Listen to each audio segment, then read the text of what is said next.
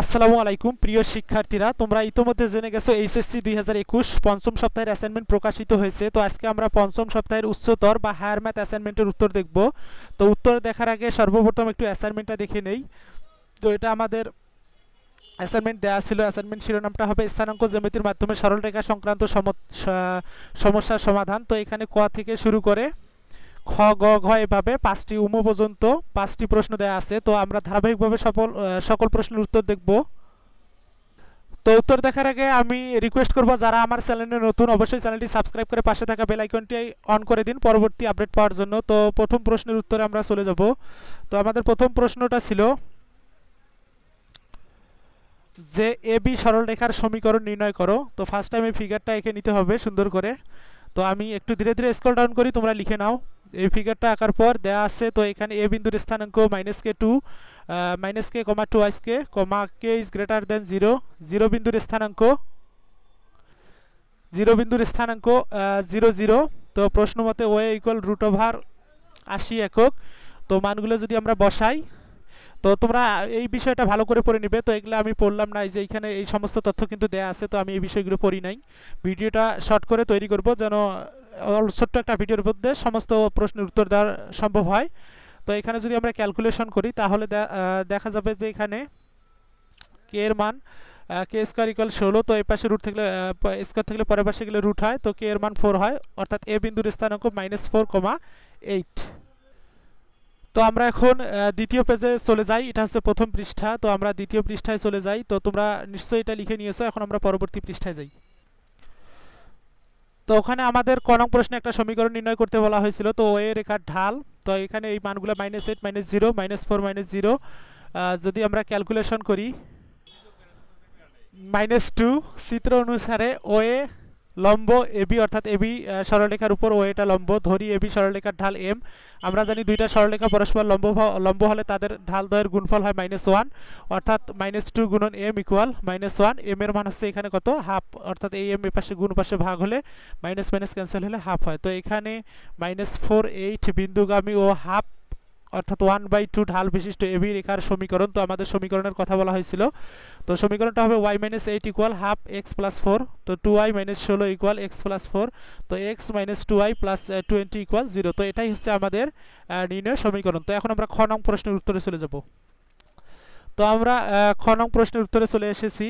তো খ নং প্রশ্নটা এখানে ছিল সি বিন্দুর স্থানাঙ্ক নির্ণয় করো। তো এখন আমরা সি বিন্দুর স্থানাঙ্ক নির্ণয় করব। তো ধরি বি বিন্দুর স্থানাঙ্ক 0, -a। ক নং হতে পাই এ বি রেখার সমীকরণ x - 2y + 20 = 0। এই সমীকরণে বি হচ্ছে 0, a বসিয়ে পাই ও -2a + 20 = 0। সুতরাং a ইকুয়াল 10।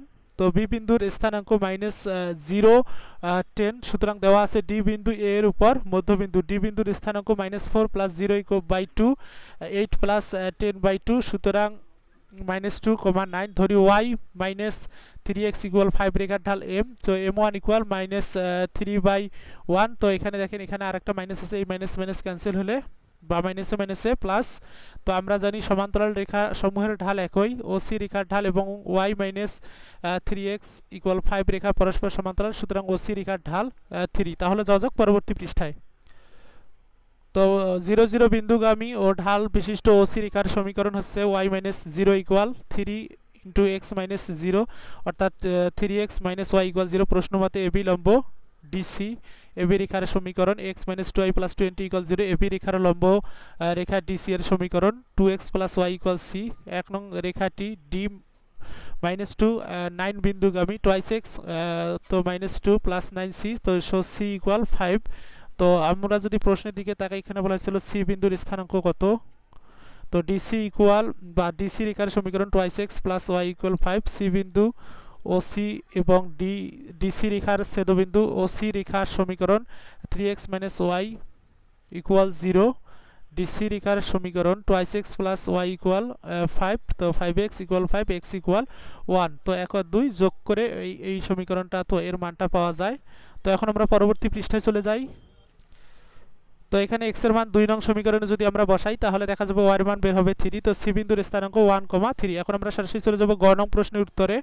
তো গ নং তো সিডি রেখার ঢাল m CD equal 9 minus 3 minus 2 minus 1, তো ক্যালকুলেশন করলে হয় -2। আর বিসি রেখার ঢাল এম বিসি 3 মাইনাস 10 1 মাইনাস 0, তো এখানে হয় 7। তো সি বিন্দুর স্থানাঙ্ক 1,3, ডি বিন্দুর স্থানাঙ্ক -2 9, আর বি বিন্দুর স্থানাঙ্ক 0 আর 10। সুতরাং ত্রিভুজ বিসিডি সমকোণী ত্রিভুজে বিসি ও সিডি রেখার অন্তর্গত সূক্ষ্মকোণ বিসিডি tan বিসিডি কোণ equal m CD minus m BC. তো 1 ভাগ হচ্ছে 1 প্লাস এম সিডি গুণন এম বিসি, অর্থাৎ -2 মাইনাস 7 -2 মাইনাস -7 1 প্লাস -2 ইন্টু -7। তো এখানে যদি আমরা ক্যালকুলেশন করি তাহলে দেখা যাবে tan বিসিডি ইকুয়াল 1/3।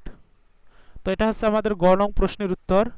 তো আমরা এখন ঘ নং প্রশ্নের উত্তরে চলে এসেছি। তো ঘ নং প্রশ্নের উত্তরটা দেখার আগে আরেকবার ঘ নং প্রশ্নটা দেখাই। এটা ছিল গ, এটা হচ্ছে ঘ। বিডি ও বিসি রেখাদ্বয়ের অন্তর্গত সূক্ষ্মকোণদ্বয়ের সমদ্বিখণ্ডকের সমীকরণ নির্ণয় করতে হবে। তো আমরা এখন দেখব চিত্র অনুসারে এবি ও বিডি একই সরলরেখায় অবস্থিত। বিডি রেখার সমীকরণ x - 2y + 20 = 0। তো বিসি রেখার সমীকরণ, তো এখানে যদি আমরা ক্যালকুলেশন করি, তো এই বিষয়গুলো আমি আর পড়তেছি না, ভিডিওটা ইতিমধ্যে 6 মিনিটের মতো হয়ে গেছে। তো তোমরা একটু, আমি ধীরে ধীরে স্ক্রল ডাউন করি, তোমরা একটু এই অংশগুলো লিখে নাও। তো আমি একটু ধীরে ধীরে স্ক্রল ডাউন করি। ওকে,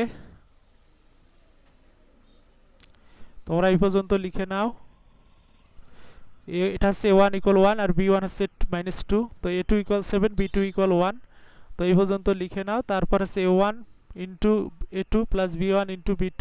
তো 7 - 2 = 5, অর্থাৎ 5 is greater than 0। তো আমরা পরবর্তী পৃষ্ঠায় চলে যাই। তো এখানে বিডি ও বিসি এর অন্তর্গত সূক্ষ্মকোণদ্বয়ের সমীকরণ হচ্ছে x - 2y + 20 √5 = -7x + y - 10 √50। তো এখানে যদি আমরা ক্যালকুলেশন করি তাহলে এই মানটা দাঁড়ায়। তো আমরা এখন পরবর্তী প্রশ্নের উত্তরে চলে যাই। তো পরবর্তী বলতে সর্বশেষ প্রশ্ন ছিল উমনং প্রশ্ন, যে 1,2 বিন্দু হতে √5 একক সমদূরবর্তী এবি রেখার সমান্তরাল সমীকরণ নির্ণয় করো। তো এখন আমরা উমনং প্রশ্নের উত্তর দেখব। তো এবি রেখার সমীকরণ x - 2y + 20 = 0।